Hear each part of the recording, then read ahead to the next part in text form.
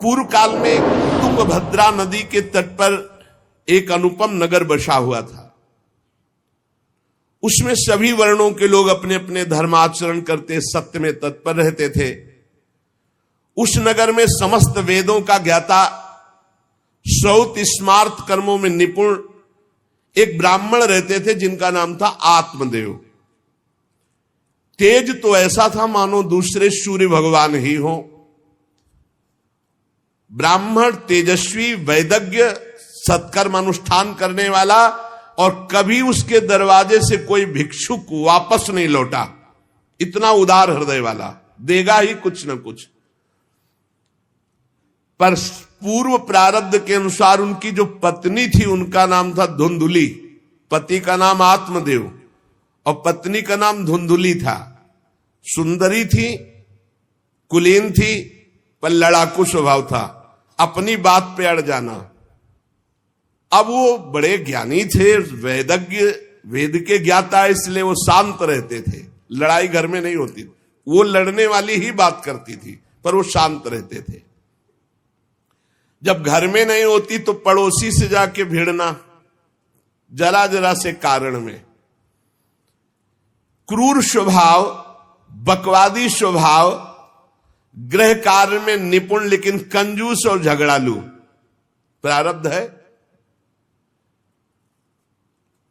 भोग विलास की कमी नहीं थी, खूब संपत्ति थी, घर बढ़िया सुंदर, परंतु सुख नहीं था। क्योंकि जब आत्मदेव घर में आते तो बस उपद्रव, लड़ाई झगड़ा, सब बड़ा नरक समझो। जिसकी घर में अशांति हो, झगड़ा होता, बड़ा नरक है।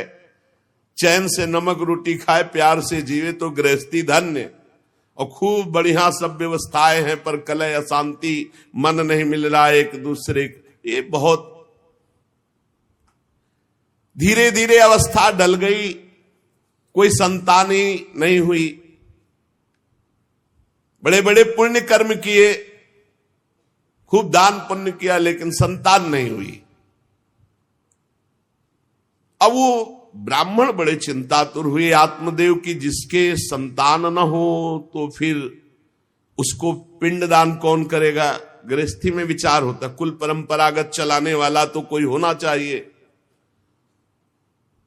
अब वो बड़े चिंतातुर हुए, हर उपाय करके हार गए थे। तो एक दिन उनके मन में आया कि एकांत जंगल में चलते हैं और अपने प्राणों को त्याग देते हैं। क्योंकि घर में जाओ तो कलह है, न कोई संतान है। अब क्या, सब कुछ करके देख लिया, बुढ़ापा आ रहा है, पुत्र तो हुआ नहीं, तो कम से कम पुत्र होता तो कुल परंपरा चलाने। अब क्या,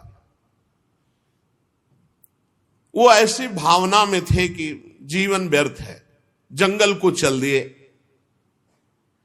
उधर एक सरोवर में प्यास बुझाने के लिए एक महान संत आ रहे थे। जब कोई धर्मात्मा पुरुष दुखी होता है तो भगवान अव्यक्त रूप से संतों से मिला देते हैं।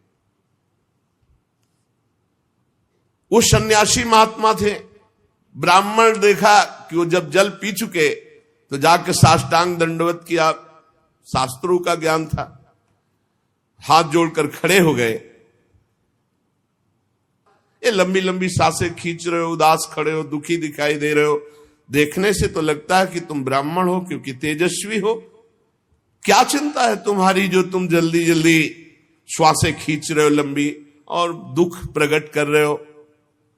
ब्राह्मण ने कहा, महाराज आखिरी उपाय आप हैं। वैसे तो मैं बताऊं, अपने जीवन से निराश हो चुका हूं। आपको देखा तो आशा बन गई। पूर्व जन्म का कौन सा प्रारब्ध मुझे पता नहीं, पर संतान योग नहीं, बहुत दुखी हो गया हूं। सही बताऊं, मैं आम प्राण त्यागने आया हूं जंगल में। मेरा मन मुझे धिक्कारता है कि तुम्हारा सब कुछ बेकार जब संतान नहीं। और यहां तक कि मैं जिस गाय को पालता हूं वो भी बछड़ा नहीं देती। यहां तक कि जो पेड़ लगाता हूं उसमें भी फूल फल नहीं आते। कितना मैं दुर्भागी हूं, बड़ा भागा हूं। अब मैं अपने प्राण त्यागने आया हूं। और फूट फूट कर रोने लगे।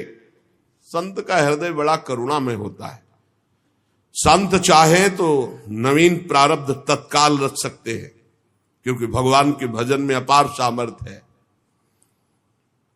उन्होंने अपनी दिव्य दृष्टि से देखा, कहा आत्मदेव ब्राह्मण,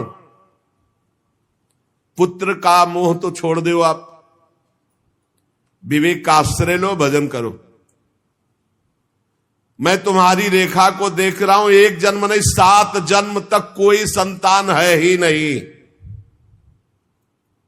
देखो, संतान के पीछे मत पड़ो। राजा सगर, महाराज अंग, बड़े बड़े संतान में बहुत दुख भोगे हैं। अब तुम भजन करो, जंगल में निकल आए, भजन करो, संतान की आशा छोड़ो। ब्राह्मण ने कहा कि मुझे उपदेश नहीं, ये उपदेश नहीं, सब पढ़ा हूं, मुझे पुत्र चाहिए, पुत्र देव, नहीं मैं आपके सामने अभी प्राण त्यागता हूं, मुझे पुत्र चाहिए। ब्राह्मण का ऐसा आग्रह देख करके सन्यासी जी ने कहा कि देखो, विधाता के लेख को कोई मिटा नहीं सकता, चित्रकेतु का चरित्र पढ़ के देख लेना। दैव जिसके उद्योग को कुचल देता है वो सफल नहीं होता। तुम्हें पुत्र सुख नहीं है। उन्होंने कहा फिर हम कह रहे हैं बस अब पुत्र का आशीर्वाद दे ही दो, नहीं तो प्राण त्याग देंगे आपके सामने। सन्यासी जी ने देखा है तुम मानने ही वाले नहीं, तो उन्होंने योग बल से एक फल प्रकट किया, तपोबल से, और कहा लो, योग तो नहीं तुम्हारे पुत्र का, पर मैं ये फल देता हूं, अपनी पत्नी को खिला देना, इससे बड़ा ज्ञानी महात्मा पुत्र पैदा होगा।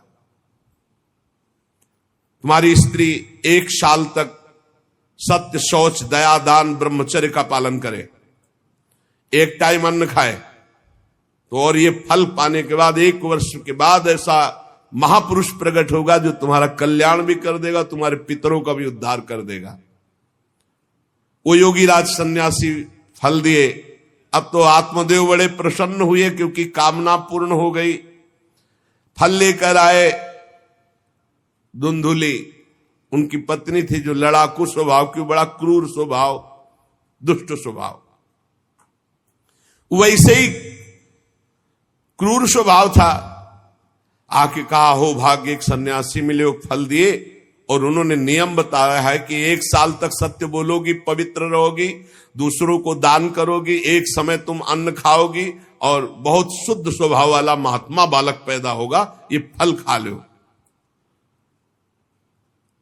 तो उन्होंने कहा कि फल तुरंत थोड़ी खाया जाता, नहा धो के बड़े पवित्रता से खाया जाता, लाओ और जाओ, आप निश्चिंत रहो। बोलने अगर हमारे सामने तुम्हें विश्वास नहीं, वो डरते भी थे, घर के बाहर हो गए। अब वो कुटिल स्वभाव की थी, क्रूर स्वभाव की। उन्होंने अपनी बहन को बुलाया और रो रो के कहने लगी कि बहन मुझे बड़ी चिंता हो गई, समस्या आ गई। क्या? बोले पंडित जी जो ये फल लाए हैं, फल से गर्भ रह जाएगा। पहले तो नियम बता गए हैं कि 1 साल तक झूठ नहीं बोलना, पवित्र रहना है, और दूसरों को दान देना, एक समय अन्न खाना है। अब हम तो बड़ी भयभीत हैं कि जब पेट में गर्भ बढ़ेगा तो भोजन कम हो जाएगा, पेट बढ़ेगा तो भोजन कम हो जाएगा। ये तो मैंने कर नहीं सकती क्योंकि 3 बार तो हमको अच्छा भोजन चाहिए, पंडित जी का 1 बार खाना, ये तो हो नहीं सकता। अच्छा, गर्भ बढ़ा, पेट बढ़ा, खाया पिया जाएगा नहीं, बहुत परेशानी उसमें लगेगी। और कहीं दैववश से अगर डाकू आ गए तो भाग भी नहीं पाऊंगी। चलो डाकू ना आए, कहीं आग लग गई घर में, तब तो हम जल के मरी जाएंगे क्योंकि गर्भ पेट में, ये तो हमसे नहीं। और फिर गर्भ निकलते समय सुना बहुत कष्ट होता है, ये सब हमसे नहीं होने वाला। देखो एक क्रूर स्वभाव की नकारात्मक सोच।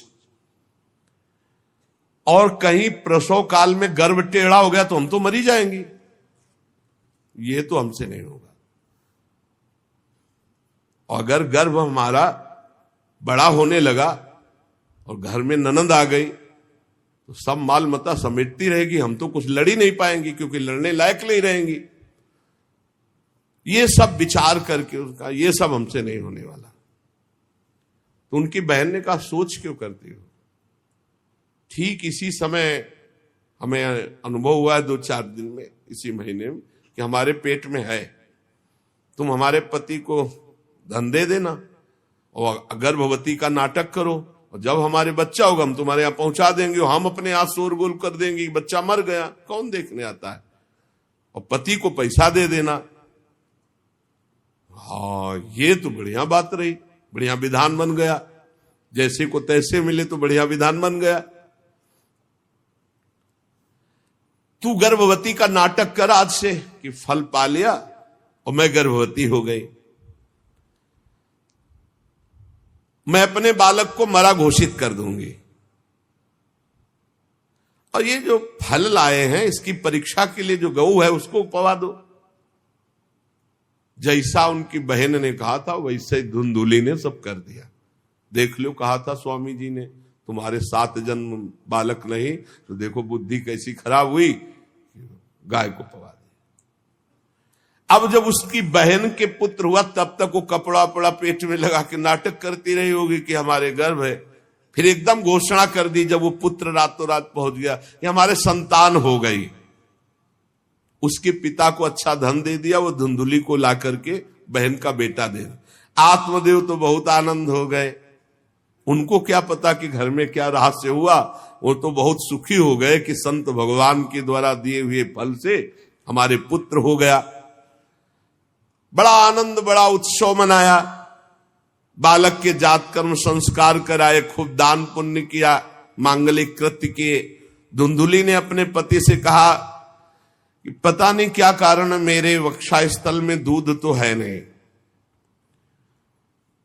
और अभी नया बालक है, बिना मां के दूध के जीवित नहीं रहेगा, तो हमारी बहन के बालक हुआ था पधार गया है, उसको बुला ले क्या? अरे उन्होंने कहा बिल्कुल बुलाओ, हम और पैसे देंगे, स्वागत करेंगे, हमारा बच्चा पुष्ट होना चाहिए। बहुत बुद्धि लगाते हैं क्रूर स्वभाव के लोग, कैसा एकदम फिट कर लिया विधान। अब उसको बुला लिया बालक का पालन पोषण करने के लिए पैसे के बाद, और वो असली मां तो वही है ही है। पुत्र की रक्षा के लिए जो जो कहा आत्मदेव ने वो सब स्वीकार कर लिया। 3 महीने इस बालक के व्यतीत होने के बाद, उन्होंने कहा था 1 साल बाद होगा, 3 महीने व्यतीत होने के बाद गौ के बच्चा हुआ मनुष्याकार, केवल कान गौ के, पूरा मनुष्याकार, सर्वांग सुंदर, दिव्य तेजों में स्वर्ण की सी कांति, क्योंकि वो योगी के तप का। ब्राह्मण देवता नाच पड़े कि भगवान जब दिए तो कितना आनंद, घर में भी बच्चा और गौ के भी बच्चा ही हुआ। खूब संस्कार करके मंगलदान, बड़े प्रसन्न है। सब लोग कहते आत्मदेव का देखो कैसा भाग्य बदला कि घर में भी पुत्र हुआ, गौ के भी पुत्र हुआ, बछड़ा नहीं, केवल कान भर। कैसे आश्चर्य की बात, दिव्य बालक उत्पन्न हुआ।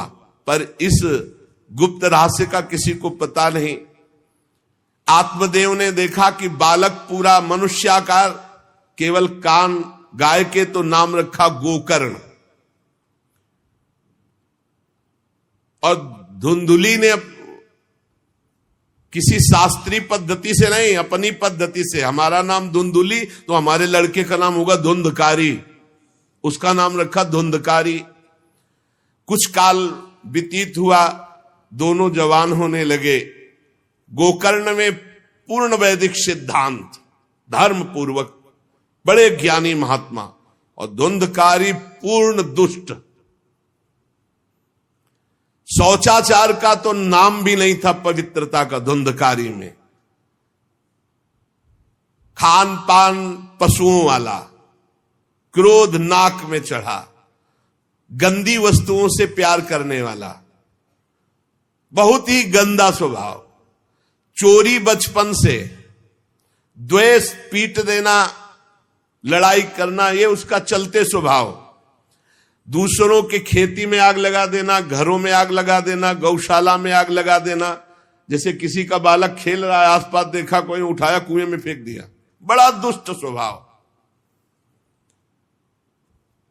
और बड़ा हुआ हिंसक स्वभाव, अस्त्र शस्त्र धारण करके।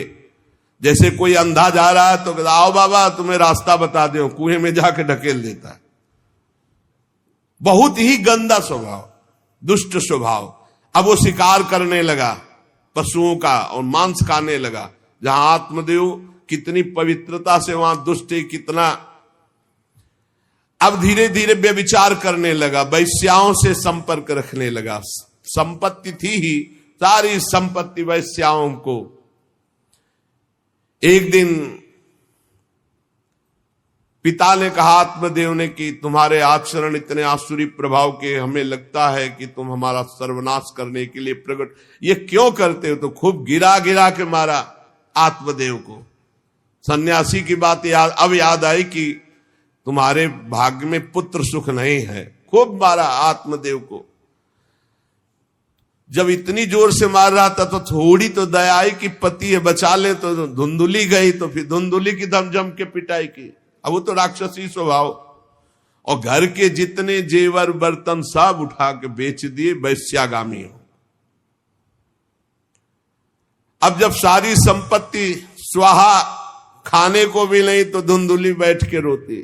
दुष्टता की ना, पति ने जब तुम्हें एक दिव्य फल दिया था, खाना चाहिए था। मैं कहां जाऊं, कौन मेरा सहयोग करे, बड़ी विपत्ति, बड़ा दुख, न खाने को न पीने को। अतरे दिन पिटाई करता धुंधकारी, आत्मदेव की भी और धुंधुली की भी। पिता बैठ के रो रहे थे। मैं सन्यासी की बात मान जाता तो गोकर्ण जी आए और उन्होंने कहा पिताजी, आप जैसे विद्वान पुरुष को ऐसा शोक करना उचित नहीं। तुम शास्त्र के ज्ञाता हो, तुम्हें चाहिए कि संसार की असारता का तो थोड़ा विचार करना हो। ये दुख रूपी मोह में फंसकर आप एक अज्ञानी पुरुष की तरह रो रहे हो, पिट रहे हो। पिताजी, क्या शास्त्रों में नहीं पढ़ा पुत्र किसका, धन किसका, पत्नी किसकी, शरीर किसका? ये मोह के कारण अज्ञानी जन रात दिन दीपक की तरह जल रहे। पिताजी, न सुख इंद्र को है, न चक्रवर्ती राजा को है। सुख है तो एकांत में भगवान का भजन करने वाले को है। ये देखो गोकर्ण, ये मुंचा ज्ञानम प्रजारूपम मोह तो नरके गति। ये नरक जाने वाली बात, पुत्र के मोह में फंस करके आप छोड़ो इसे, आपका शरीर नष्ट हो जाएगा। इसलिए मेरी प्रार्थना मानो, आज से निकलो घर से और वन में जाओ, भगवान का चिंतन करते हुए जीवन व्यतीत करो। गोकर्ण जी के वचन सुनकर आत्मदेव वन में जाने के लिए तैयार हो गए। उनका बेटा, आज तक तो कभी वन में तपस्या भजन किया नहीं, बड़ा शरीर से राग है, क्या करूं, कैसे भगवत प्राप्ति करूं? संत समागम कभी व्यर्थ नहीं होता। देखो, संत समागम का फल है गोकर्ण जी। हे पिताजी, शरीर से मैंपन छोड़ दीजिए और शरीर संबंधियों से मेरापन छोड़ दीजिए और भागवत धर्म का आश्रय लेकर संत समागम कीजिए। सदैव संतों की सेवा, भगवत सेवा, नाम जप, लीला कथा, श्रवण गायन, इसी से भगवत प्राप्ति हो जाएगी। बस उसी समय गोकर्ण को मन से प्रणाम करके कि भगवान गुरु रूप से इसी रूप में आकर मुझे उपदेश दे रहे, उसी समय आत्मदेव जी ने तो घर छोड़ दिया और वन की यात्रा की। 60 वर्ष की आयु हो चुकी थी, पर ज्ञान था शास्त्रों का। बड़ी निष्ठा से अपनी बुद्धि को समेटा संसार से और रात दिन भगवान के चिंतन में लगा दिया। भगवान के चिंतन और भागवत के 10वें स्कंद का रोज पाठ पूरा, जो भागवत का 10वां स्कंद श्री कृष्ण लीला चरित्र से भरा हुआ है, पूरा पाठ और निरंतर नाम जप, इसके प्रभाव से श्री कृष्ण चंद्र की प्राप्ति हुई गोकर्ण जी के उपदेश से आत्मदेव की। अब जब पिता वन को चले गए तो और छूट, वैसे मानता तो था ही नहीं, पर और छूट हो गई। अब धुंधकारी ने उठाई लाठी डंडा, जो धुंधुली की डट के पिटाई की और कहा बता धन कहां है। अब जितना धन था तो सब ले गए। फिर जलती हुई लकड़ी, लुकाठी, उससे बता धन कहां है।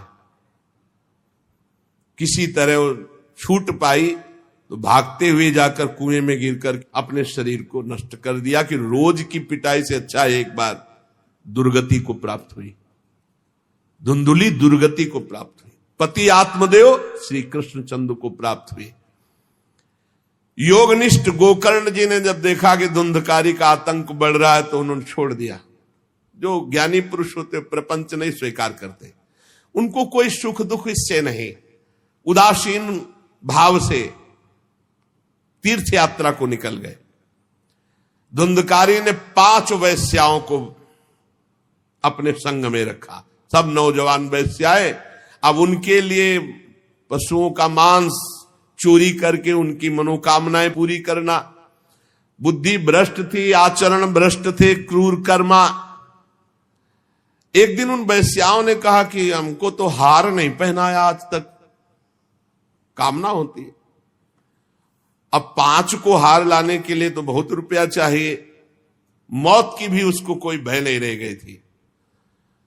वो जिसको देखता काट करके जो मिलता धन एकत्रित करके 5 के लिए सुंदर आभूषण हार। अब हिंसा में उतरा जो, तो उसके लिए क्या। स्त्रियों ने सोचा कि नित्य नवीन चोरी करता है, आज हमने हार के लिए कहा तो 5 के लिए व्यवस्था कर दिया। पकड़ा जाएगा, जब ये पकड़ा जाएगा तो राजा इसे फांसी देंगे, तो हमको भी 5 को फांसी मिलेगी। मरना तो है ही है ना इसे। 5 ने विचार किया, मरना तो है ही, राजा फांसी देगा तो हम ही फांसी दे देती, तो कम से कम हम तो बच जाएंगी। बुरे कर्म का बुरा ही परिणाम होता है, कुछ भी कोई कर ले। धुंधुली कुएं में शरीर त्याग करके दुर्गति को प्राप्त हुई। ये जब जिन वैश्याओं के लिए प्राणों की बाजी लगा करके सब कुछ ला रहा, जानते उनका प्लान क्या बना कि ये चोरी करता है, पकड़ा जाएगा, फांसी की सजा होगी, मारा ही जाएगा। और जब ये पकड़ा जाएगा तो हम भी पकड़ी जाएंगी, तो फांसी की सजा इसको होगी, तो वही हम दे देती है, तो हम तो बच जाएंगी। और सारा धन लेके रात्रि में निकल लेंगी 5 ने गुप्त रूप से ऐसा संकल्प बना लिया। धुंधकारी सो रहा था, 5 गए। अब 5 हैं, हाथ पैर 4 ही तो है, पैर 2 और 2 हाथ, 4 उसमें लग गई। और एक जो है रस्सी से पूरा चारपाई पे बांध दिया। और जब उसकी आंख खुली तो रस्सी गले में डाल करके फांसी लगा रही, पड़े पड़े। पर वो बहुत पापी आदमी, जल्दी मरने वाला तो था नहीं, खूब गला दबाया। अब बड़ी चिंता हुई वैश्याओं को कि अगर मरेगा नहीं तो हमें काट डालेगा ये। तो रसोई से जो कोयला जला हुआ आग था उसके मुंह में भर, बगार बगार के शमशी से। अरे पापी की बहुत दुर्गति होती। दहकते हुए अंगारे उसके मुंह में और खूब कस के गला दबा, छटपटा कर पीट पीट के मार डाला धुंधकारी को। और उसके शरीर को वहीं घर में एक गड्ढा बना के 5 ने गाड़ दिया। और वो सारा माल मत्ता पैसा सब कुछ उनको पता था। उन दुष्ट स्त्रियों ने बहुत तरह से मार मार करके धुंधकारी, मुंह में अंगारा, गले में रस्सी, मार डंडों से मार मार के मार डाला। बहुत बुरी तरह मारा धुंधकारी को। अब जब दिन में निकलना चाह तो लोग, आज धुंधकारी नहीं देखा, बोले प्रीतम किसी कार्य से बाहर गए हैं, और असर लगाकर 5 माल मत्ता लेके भाग गए। जो कई पुरुषों से सहवास करती हैं या कई स्त्रियों से जो सहवास करता है, ऐसा अपवित्र हो जाता है कि उसके छूने मात्र से पुण्य नष्ट हो जाते हैं। फिर तो उनके संग से ही रह रहा था, उसे वैश्या उसे ही कहते हैं। उन वैश्याओं के संग से सारे सुकृत नष्ट हो चुके थे, महान पाप का स्वरूप हो गया था, और वो सब भाग चुकी थी। तो धुंधकारी को भयंकर प्रेत योनि की प्राप्ति हुई। प्रेत योनि, भयंकर प्रेत योनि। अब वो बवंडर रूप, जो चक्रवात जैसे बवंडर देखते हो ना, वो रूप धारण करके 10 दिशाओं में भटकता। और प्रेत को स्वयं से पानी पीने के लिए कोई सुविधा नहीं। ऐसा नहीं नदी के किनारे रह रहा तो पानी पी लेगा, वो किसी को पकड़ेगा तब उसके द्वारा जो उसको पानी पिलाया जाएगा वो उसको मिलेगा। ऐसे पानी नहीं पी सकता। ना कुछ खा सकता है, ना कहीं विश्राम कर सकता है। वो बस हा दई चिल्लाता हुआ, रोता हुआ भटकता है। प्रेत योनि बड़ी भयानक होती है। जब तीर्थ यात्रा करके गोकर्ण जी लौटे तो सुना कि धुंधकारी का लापता और मार डाला गया। तब उन्होंने फिर गए और वहां पिंडदान किया धुंधकारी के लिए भी। बड़े महात्मा थे गोकर्ण। श्राद्ध किया और काफी तीर्थों में मंत्रानुष्ठान किया कि इसका कल्याण हो जाए। ये सब करके लौट आए अपने पिता आत्मदेव के घर में। रात्रि में कोई देख ना पावे इसलिए सीधे अपने घर में गए और शयन किया। और वहीं गड़ा था धुंधकारी। प्रेत आत्मा बन के वो मड़रा रहा था। वही प्रेत आत्मा ऐसे को नहीं छूती जो भगवान का भजन करते। देखो, अब जे धुंधकारी ने देखा कि गोकर्ण आए हैं तो उसको तसल्ली हुई कि महात्मा हमारा कल्याण कर देगा। और वो प्रकट हुआ, भेड़ा बना। धुंधकारी पहले भेड़ बना बड़ा। और ऐसे गोकर्ण जी ने देखा कि दरवाजा तो बंद था, भेड़ कहां से आ सकता है। तुरंत भैंसा बन गया, तुरंत इंद्र रूप धारण कर लिया, भयावा प्रिय, ऐसे कई रूप बदल। तब उन्होंने कहा ये विपरीत अवस्था, इसका मतलब ये प्रेत है। क्योंकि ऐसी विपरीत निंदनीय और बंदनीय दोनों रूप धारण कर रहा है, दुर्गति को प्राप्त हुआ प्रेत आत्मा है। वो डरने वाले तो थे नहीं, ज्ञानी महात्मा थे। गोकर्ण ने कहा, कौन है तू? प्रेत है, पिशाच है, राक्षस है, क्या है ये? क्या नाटक कर रहा है? कभी भेड़ बनता है, कभी भैंसा बनता है, कभी इंद्र बनता है, कभी ये रूप। कौन है तू? ये अधोगति को प्राप्त कैसे हुआ तू? गोकर्ण जी डरे नहीं। अगर सच्चा महात्मा न हो तब तो भयभीत हो जाए। गोकर्ण जी सच्चे महात्मा है। अब वो चिल्ला के केवल रो रहा, एक शब्द भी नहीं बोल पा रहा। तो गोकर्ण जी समझ गए अधिक पाप होने के कारण ये बोल नहीं सकता। तब अंजलि में जल लिया और कई मंत्रों का जाप किया और फिर उसके ऊपर फेंका। जे भी फेंका तब बोल पाया, भैया मैं आपका भाई धुंधकारी हूं, बचा लो, मेरी भारी दुर्गति हो गई। मैं तुम्हारा भाई हूं, मैं धुंधकारी हूं। अब मुझे बहुत कष्ट हो रहा, पश्चाताप हो रहा, मैंने सब कुछ नष्ट कर दिया, धर्म भ्रष्ट पापाचारी। अब मेरी बड़ी दुर्गति है। उन उल्टा वैश्याओं ने मुझे तड़पा करके मारा है। मैं कुछ कर नहीं सकता इस समय। ऐसा थोड़ी कि प्रेत है जिसको चाहे पटक दे, ऐसा नहीं है। ऐसा विधान नहीं, पहले वैश्याओं को मारता जाके। मैं कुछ कर नहीं सकता। प्रेत योनि में पड़कर दुर्दशा भोग रहा हूं। अब दैवश केवल वायु से जीवित हूं, बहुत प्यासा हूं, भूखा हूं, पर नहीं खा सकता, नहीं पी सकता। आप दया समुद्र भैया मेरा उद्धार करो। गोकर्ण ने कहा कि तुम्हारा उद्धार तो हो जाना चाहिए। तुम्हारे लिए तो मैं गया में गया, वहां श्राद्ध दिया, तीर्थों में भी अनुष्ठान किया, फिर तुम्हारा प्रेत योनि से उद्धार कैसे नहीं हुआ? तो उनका भैया एक दो बार गया श्राद्ध से, मेरा कुछ नहीं होने वाला, बहुत पापी हूं, बहुत बड़े बड़े पाप किए हैं। कोई दूसरा उपाय सोचो। छोटे मोटे पिंडदान से, दान पुण्य से मेरा उद्धार होने वाला नहीं, बहुत स्टॉक है हमारे पाप का। तुमको हम बताएं, सैकड़ों बार गया श्राद्ध करो तो भी मेरा कल्याण नहीं हो सकता, ऐसा मैं पापी हूं। कोई दूसरा उपाय सोचो। गोकर्ण जी ने कहा, सैकड़ों गया श्राद्ध से तुम्हारी मुक्ति नहीं हो सकती, तो तुम्हारी मुक्ति असंभव है। कहा, भैया मैं तुम्हारे चरणों में पड़ा हूं, मुझे मेरा उद्धार करो। तो कहा, ठीक है, तुम अभी इस घर से निकलो, कहीं और रहो, हम जब तुम्हें बुलाएं तब आ जाना। जाओ, हटाओ, हमारे इस घर से हटो। हटा दिया उनको। गोकर्ण जी की आज्ञा पाकर धुंधकारी बाहर भटक रहा है। रात भर विचार किया कि इसका कल्याण कैसे होगा, जब सैकड़ों गया श्राद्ध से कह रहा उद्धार नहीं होगा। अब जब प्रातः काल हुआ, दरवाजा खुला तो बहुत से विज्ञजन आकर के गोकर्ण जी से मिले। गोकर्ण ने सबसे सलाह की कि क्या हो सकता है, ऐसे ऐसे स्त्रियों ने उनको मारा और वो प्रेत योनि को प्राप्त हुए। जो लोग विद्वान थे, योगनिष्ठ थे, वेदज्ञ थे, उन्होंने कई शास्त्र पाठ आदि की बातें बताई सबने, पर सही उत्तर नहीं मिला। गोकर्ण जी महान तपस्वी थे। गोकर्ण जी ने प्रातःकाल स्नान करके अर्घ दे रहे थे, बोले औरों से क्या पूछना, सीधे सूर्य भगवान से पूछे। मंत्र का उच्चारण करते हुए सूर्य भगवान को स्थगित कर दिया, रोक दिया। बहुत बड़ी मंत्रों में। अब हम किससे पूछे, आप ही बताओ। हे जगत साक्षी भगवान सूर्य, धुंधकारी का उद्धार कैसे हो सकता है?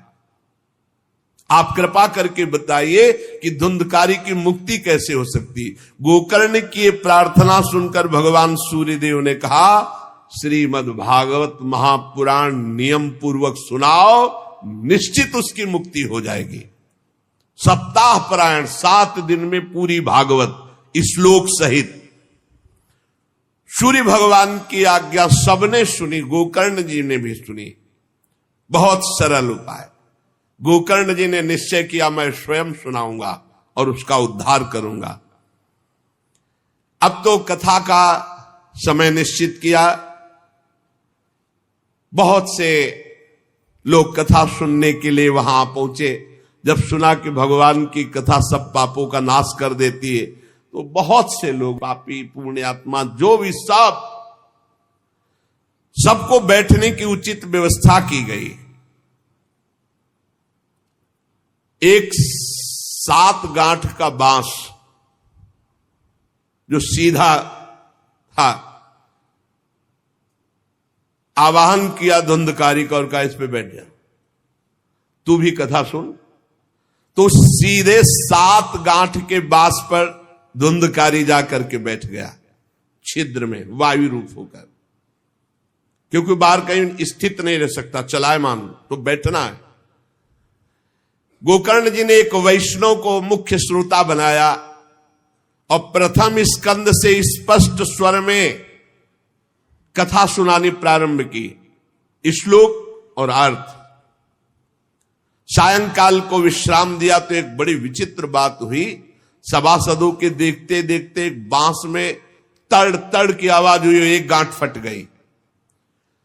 दूसरे दिन कथा हुई, दूसरी गांठ, तीसरे दिन तीसरी गांठ। 7 दिनों में 7 गांठें फाड़ करके धुंधकारी परम पवित्र दिव्य रूप, भगवत पार्षद रूप धारण करके प्रकट हो गया। धुंधकारी का श्याम वर्ण पीतांबर धारण के, तुलसी की माला, सिर पर मनोहर मुकुट, कानों में कमनी कुंडल, सामने आकर गोकर्ण को प्रणाम किया और कहा, भाई अब मैं भगवत पार्षद बन गया, प्रेत योनि से मुक्त। 7 दिन में भयंकर पापात्मा धुंधकारी श्री भगवान की चर्चा सुनने के कारण भगवत स्वरूप हो गया।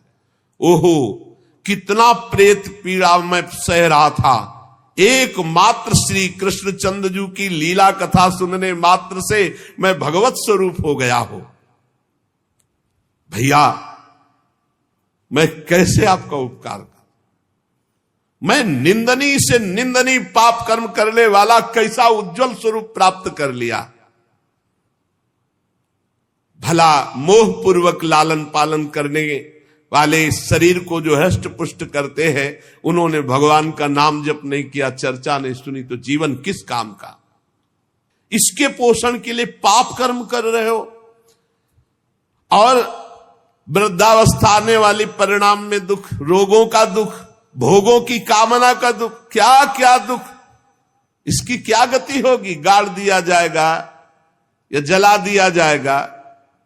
ऐसे मनुष्य शरीर को प्राप्त करके भगवत प्राप्ति नहीं की तो जीवन व्यर्थ चला गया।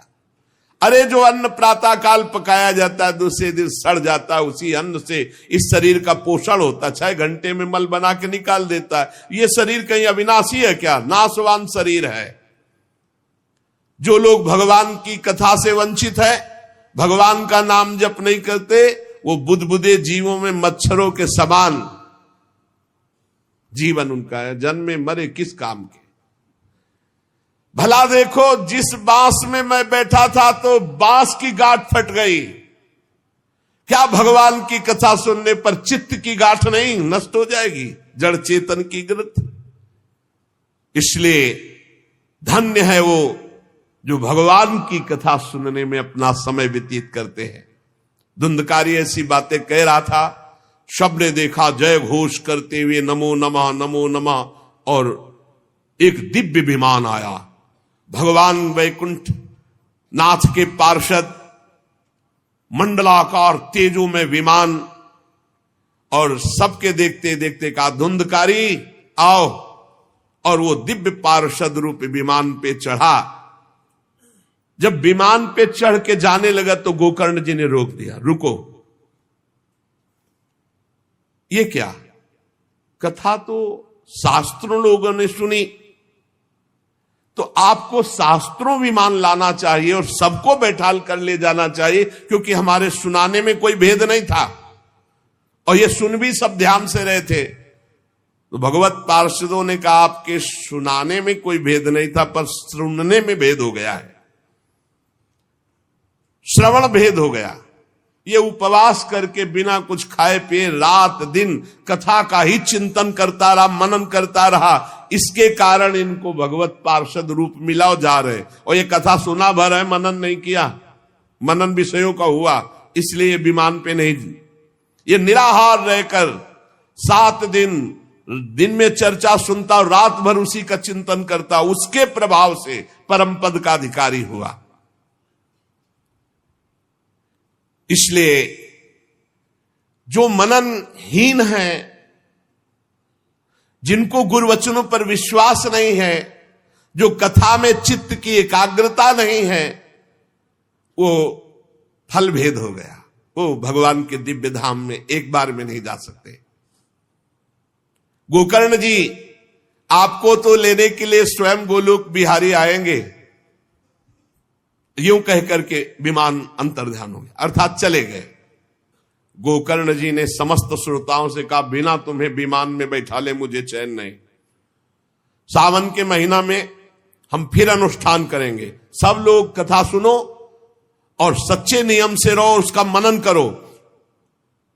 ऐसा ही किया, सब लोग उपवास करके अल्पाहार करके कथा सुने, और जे ही 7 दिन में कथा की समाप्ति हुई तो भगवान के बहुत से पार्षद विमान लेकर आए, और जितने कथा सुनने वाले थे सबको परम धाम ले गए। और भगवान ने गोकर्ण जी को स्वयं गोलोक बिहारी हृदय से लगाया, जे भी हृदय से लगाते हुए गोकर्ण भगवत स्वरूप हो गए।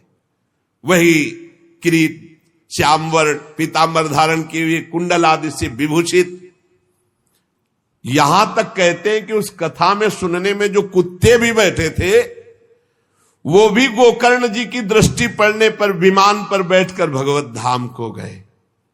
भक्तवत्सल भगवान श्री कृष्ण इतने गोकर्ण जी पर प्रसन्न हुए कि तुमने सबको कथा सुनाकर मंगल अनुष्ठान। इसलिए गोकर्ण जी जिस जिसको चाहा, मालूम कथा सुनकर कुत्ता मनन तो नहीं कर सकता, लेकिन गोकर्ण जी ने मनन किया कि ये कुत्ता भी कथा में बैठा था, इसका भी भगवत उद्धार हो जाए। ये आप इसीलिए आसपास जो ये जीव जंतु सब भगवत स्वरूप हो जाते हैं। बड़े बड़े सिद्धों को जो गति नहीं मिलती, भगवान की लीला कथा सुनने से, गोकर्ण जी के प्रभाव से धुंधकारी सहित समस्त श्रोताओं को भगवत धाम की प्राप्ति हुई। शेष चर्चा आगे। श्री राधा वल्लभ लाल की जय।